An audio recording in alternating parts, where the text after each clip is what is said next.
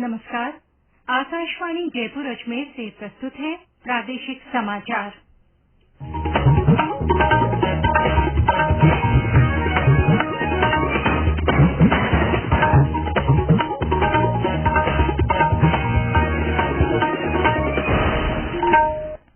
मुख्य समाचार। उपराष्ट्रपति जगदीप धनखड़ ने बिगड़ते पर्यावरण संतुलन पर चिंता जाहिर की।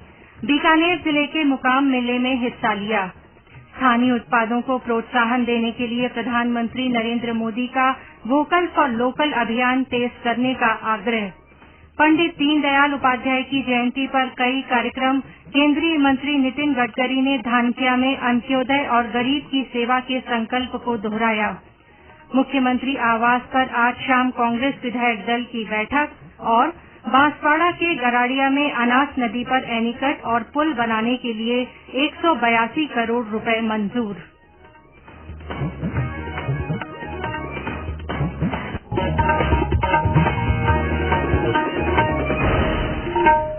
समाचारों के साथ मैं आरती नागर और अब समाचार विस्तार से। उपराष्ट्रपति जगदीप धनखड़ ने बिगड़ते पर्यावरण संतुलन पर चिंता जाहिर की है। उन्होंने कहा है कि मुकाम सही मायनों में पर्यावरण का मुकाम है। श्री धनखड़ आज बीकानेर जिले के नोखा में गुरु जम्भेश्वर के समाधि स्थल पर आयोजित मुकाम मेले में हिस्सा लेने पहुंचे। इस अवसर पर उपराष्ट्रपति ने कहा कि मुकाम ने पूरी दुनिया को पर्यावरण के संरक्षण का संदेश दिया। आज से 500 वर्ष पहले जब संसाधनों के दुरुपयोग की कल्पना नहीं की जा सकती थी, तब गुरु जम्भेश्वर ने जन जन को पर्यावरण प्रदूषण के प्रति सचेत किया। उपराष्ट्रपति ने चौधरी भजनलाल की प्रतिमा का अनावरण किया और उन्हें किसानों की सशक्त आवाज बताया। इस अवसर पर केंद्रीय मंत्री गजेंद्र सिंह शेखावत, अर्जुन राम मेघवाल और कैलाश चौधरी मौजूद रहे। श्री धनखड़ ने देशनोक में करणी माता मंदिर में भी दर्शन किए। प्रधानमंत्री नरेंद्र मोदी ने गांधी जयंती और आगामी त्योहारों को देखते हुए लोगों से स्थानीय उत्पादों की खरीदारी का अभियान तेज करने की अपील की है। आज मन की बात कार्यक्रम में देशवासियों को संबोधित करते हुए उन्होंने इस बात पर जोर दिया कि लोगों को खादी, स्थानीय हथकरघा और हस्तशिल्प उत्पादों की खरीद भी करनी चाहिए। उन्होंने लोगों से अनुरोध किया है कि वे इन उत्पादों की इस बार रिकॉर्ड खरीदारी करें। बीते वर्षों से हमारे त्योहारों के साथ देश का एक नया संकल्प भी जुड़ गया है। आप सब जानते हैं, ये संकल्प है वोकल फॉर लोकल का। अब हम त्योहारों की खुशी में अपने लोकल कारीगरों को, शिल्पकारों को और व्यापारियों को भी शामिल कर बापू की जयंती के मौके पर हमें इस अभियान को और तेज करने का संकल्प लेना है। खादी, हैंडलूम, हैंडीक्राफ्ट, ये सारे प्रोडक्ट के साथ साथ लोकल सामान जरूर खरीदें। आखिर इस त्योहार का सही आनंद भी तब है जब हर कोई इस त्योहार का हिस्सा बने। श्री मोदी ने कहा कि पूरा देश आगामी पर्व त्योहारों को लेकर उत्साहित है। कल नवरात्र का पहला दिन है। उन्होंने कहा कि भारतीय त्योहार अनुशासन और आत्मनियंत्रण के माध्यम से सिद्धि प्राप्ति का संदेश देते हैं। प्रधानमंत्री ने त्योहारों के दौरान पैकिंग और पैकेजिंग के लिए पॉलीथीन की थैलियों के इस्तेमाल पर निराशा व्यक्त की। उन्होंने कहा कि पर्व त्योहार के दौरान साफ सफाई का विशेष ध्यान रखा जाता है और पॉलीथीन का यत्र तत्र उपयोग हमारे त्योहारों की मूल भावना के विपरीत है। उन्होंने इस बात पर संतोष व्यक्त किया कि देश में कपास, पटसन और केले के तंतुओं से बने पारंपरिक थैलों का चलन बढ़ रहा है। हमने देखा है त्योहारों पर पैकिंग और पैकेजिंग के लिए पॉलीथीन बैग्स का भी बहुत इस्तेमाल होता रहा है। स्वच्छता के पर्वों पर पॉलीथीन का नुकसानकारक कचरा, ये भी हमारे पर्वों की भावना के खिलाफ है। इसलिए हम स्थानीय स्तर पर बने हुए नॉन प्लास्टिक बैग का ही इस्तेमाल करें। हमारे यहाँ जूट के, सूत के, केले के ऐसे कितने ही पारंपरिक बैग का चलन एक बार फिर से बढ़ रहा है। ये हमारी जिम्मेदारी है कि हम त्योहारों के अवसर पर इनको बढ़ावा दें और स्वच्छता के साथ अपने और पर्यावरण के स्वास्थ्य का भी ख्याल रखें। प्रधानमंत्री ने विश्वास व्यक्त किया कि जन भागीदारी के सहारे देश वर्ष 2025 तक टीबी मुक्त हो जाएगा। श्री मोदी ने भारतीय संकेत भाषा के बारे में जागरूकता बढ़ाने की आवश्यकता पर बल दिया। उन्होंने कहा कि विश्व ने स्वीकार किया है कि शारीरिक और मानसिक स्वास्थ्य के लिए योग बहुत कारगर है। वर्ष 2023 अंतर्राष्ट्रीय मोटा अनाज वर्ष के रूप में मनाया जाएगा। श्री मोदी ने इस बात पर प्रसन्नता व्यक्त की। बहुत से लोगों ने उन्हें पत्र लिखकर बताया है कि उन्होंने किस प्रकार से मोटे अनाज को अपने दैनिक जीवन का हिस्सा बना लिया है। कुछ लोगों ने मोटे अनाज से बने परंपरागत व्यंजनों का भी हवाला दिया है। प्रधानमंत्री ने इसे एक बड़े बदलाव का संकेत बताया। आज महान विचारक पंडित दीनदयाल उपाध्याय की जयंती है। प्रधानमंत्री नरेंद्र मोदी ने कहा है कि वे मानवतावादी चिंतक और भारत के सच्चे सपूत थे। इधर प्रदेश में भी दीनदयाल जयंती के अवसर पर विभिन्न आयोजन हुए। केंद्रीय सड़क परिवहन और राजमार्ग मंत्री नितिन गडकरी आज जयपुर जिले के धानक्या पहुंचे।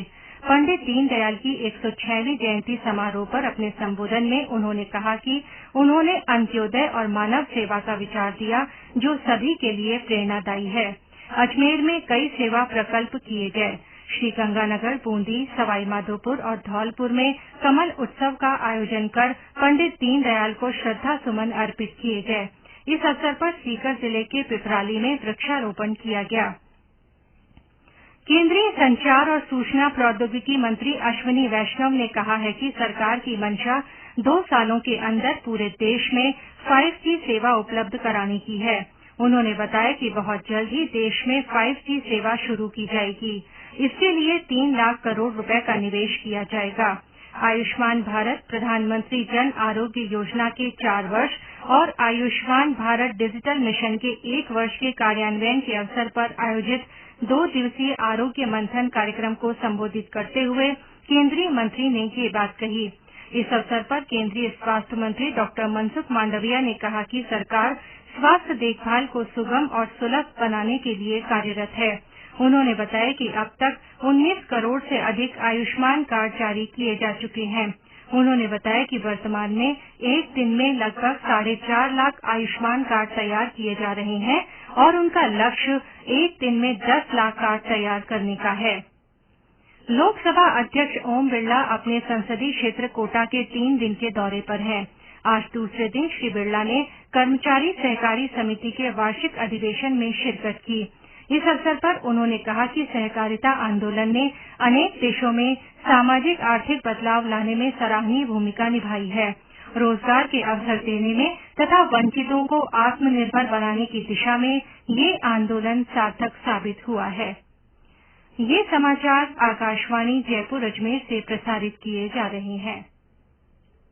आयुष्मान भारत देश के किसी भी हिस्से के मरीज को देश के किसी भी कोने में लाभ सुनिश्चित करती है और जो पहले असंभव।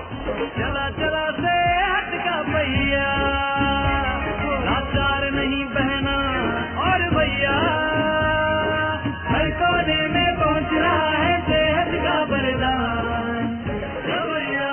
माननीय प्रधानमंत्री श्री नरेंद्र मोदी जी के मार्गदर्शन में सफलतापूर्वक चल रही है आयुष्मान भारत योजना। प्रधानमंत्री जन आरोग्य योजना के अंतर्गत करोड़ों लाभार्थियों को मिल रहा है 5 लाख रुपए तक का मुफ्त उपचार। योजना के तहत सूचीबद्ध सरकारी व निजी अस्पतालों के माध्यम से अब तक करोड़ों लाभार्थियों को मुफ्त उपचार मुहैया कराया गया है। आप भी आयुष्मान भारत योजना में अपनी पात्रता के विषय में जानकारी प्राप्त करने के लिए 14555 पर कॉल करें या अपने नजदीकी CSC या सूचीबद्ध अस्पताल में संपर्क करें।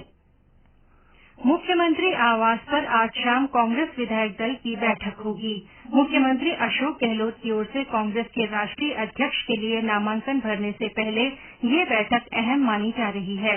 इसमें पार्टी के प्रदेश प्रभारी अजय माकन तथा वरिष्ठ नेता मल्लिकार्जुन खड़गे भी मौजूद रहेंगे। और ब्यौरा हमारे संवाददाता से।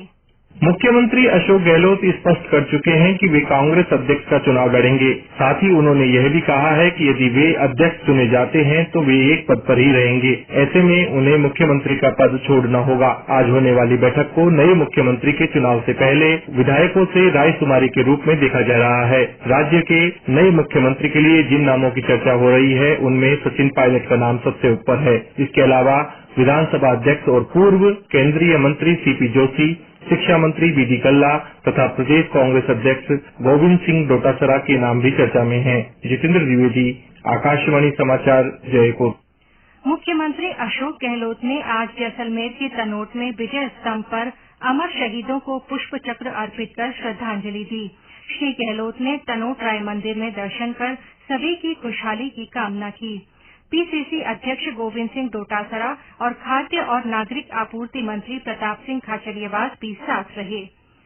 मुख्यमंत्री अशोक गहलोत ने बांसवाड़ा के गराड़िया में अनास नदी पर एनीकट और पुल बनाने के लिए 182 करोड़ रुपए से अधिक के बजट को मंजूरी दी है। इससे क्षेत्र में सिंचाई सुविधाओं का विस्तार होगा। साथ ही पुल के बनने से ग्रामीणों को आने जाने में सुविधा होगी। एनीकट से नदी के बेकार बहने वाले पानी को रोककर कृषि कार्यों के लिए इस्तेमाल किया जा सकेगा। मुख्यमंत्री ने राज्य के स्वयं सहायता समूहों के वित्तीय प्रबंधन के लिए बनाई जा रही राजस्थान महिला निधि की स्थापना के लिए 25 करोड़ रुपए का बजट स्वीकृत किया है। श्री गहलोत ने इस साल 26 अगस्त को महिला समानता दिवस के अवसर पर महिला निधि की शुरुआत की थी। इससे समूह की महिलाओं को सुगमता से रोजमर्रा की आवश्यकता तथा स्वरोजगार के लिए ऋण उपलब्ध हो सकेगा। इस योजना में 40,000 रुपए तक के ऋण 48 घंटे में और 40,000 रुपए से अधिक का कर्ज 15 दिन में समूह के बैंक खाते में जमा हो जाएगा। मुख्यमंत्री ने कौशल नियोजन और उद्यमिता विभाग में पदों के पुनर्गठन तथा 11 नए पद बनाने के प्रस्ताव को मंजूरी दी है। इनमें संयुक्त निदेशक के 3, उप निदेशक के 6 तथा सहायक निदेशक के 2 नवीन पद शामिल हैं। शारदीय नवरात्र कल से शुरू होने जा रहे हैं। इसके साथ ही मंदिरों और घरों में घट स्थापना की जाएगी। इस दौरान आमेर के शिला माता, सीकर जिले के जीण माता सहित अन्य मंदिरों में विशेष आयोजन होंगे और मेले भी लगेंगे। राज्यपाल कलराज मिश्र ने सभी को नवरात्र की शुभकामनाएं दी हैं। उन्होंने कहा है कि जगत जननी मां भगवती सभी का कल्याण करें और जीवन में सुख, शांति, समृद्धि और सामर्थ्य प्रदान करें। राज्य में मानसून की सक्रियता में थोड़ी कमी आई है। हालांकि बीते 24 घंटों में अलवर और भरतपुर जिलों में कुछ स्थानों पर भारी बारिश दर्ज की गई। भरतपुर के डीग में 98 मिलीमीटर बारिश हुई। जिले के भूसावर, बैर और हिंगोटा में भी मूसलाधार बारिश हुई। अलवर के कोट कासिम और किशनगढ़ बास में तेज पानी बरसा। इसके अलावा भीलवाड़ा के बिजौलिया, धौलपुर के बाड़ी, बसेड़ी तथा करौली और नागौर जिले में भी अच्छी बरसात हुई। चूरू, दौसा, हनुमानगढ़ और सीकर में हल्की बारिश हुई। मौसम विभाग के अनुसार अगले 3-4 दिनों में राज्य के पूर्वी हिस्सों में कहीं-कहीं हल्की बरसात हो सकती है। वहीं पश्चिमी राजस्थान के बीकानेर संभाग में 1-2 स्थानों पर बूंदाबांदी के आसार हैं। भारत और ऑस्ट्रेलिया के बीच T20 क्रिकेट श्रृंखला का तीसरा और अंतिम मैच आज हैदराबाद में खेला जाएगा। अभी तक दोनों टीमें 1-1 मैच जीतकर श्रृंखला में बराबरी पर हैं।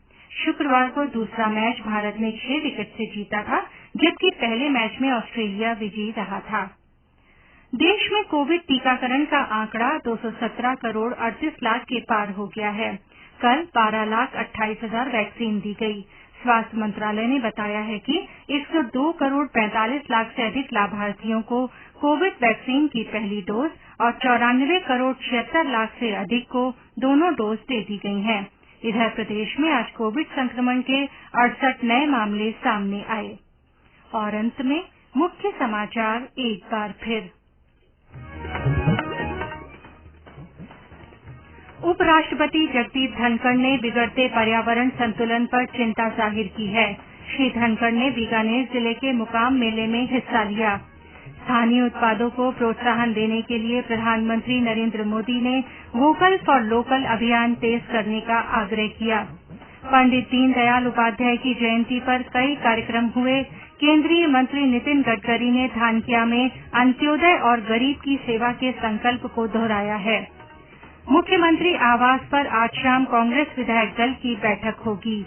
और बांसवाड़ा के गराड़िया में अनास नदी पर एनीकट और पुल बनाने के लिए 182 करोड़ रुपए मंजूर किए हैं। इसी के साथ प्रादेशिक समाचार बुलेटिन समाप्त हुआ। नमस्कार।